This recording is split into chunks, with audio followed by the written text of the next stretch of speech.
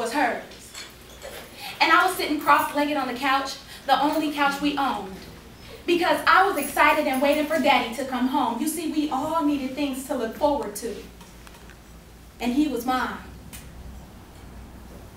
But it wasn't long before there were broken beer bottles and hateful screams. My father's fist yelled hateful things in my mother's face, heard every word.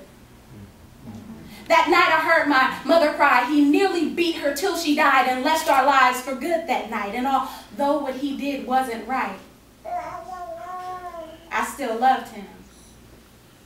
See, I just wanted to be a daddy's girl, for him to pick me up and hug me and tell me that he loved me. Because these are the things that daddies do. He'd cherish me and my mother too, and to our house he'd be the head.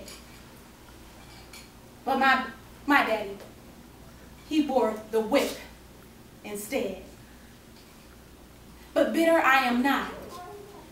See, I'm speaking to those who's felt this pain, whose acting daddies left a stain. You can still be a daddy's girl.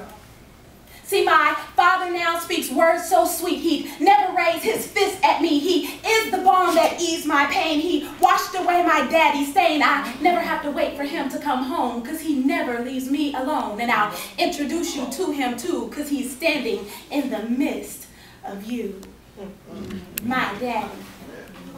See, sometimes we're so blinded by our own problems that we can't see the blessing in the storm. If my daddy was never cold to me, how could my father keep me warm? If I never went through anything, how could Jesus pull me out? It took knowing what my daddy should not be to appreciate what God is all about. And now he is my source and my provider, and he's the oyster to my pearl. And even though I went through hell in youth, I'm still a daddy's girl.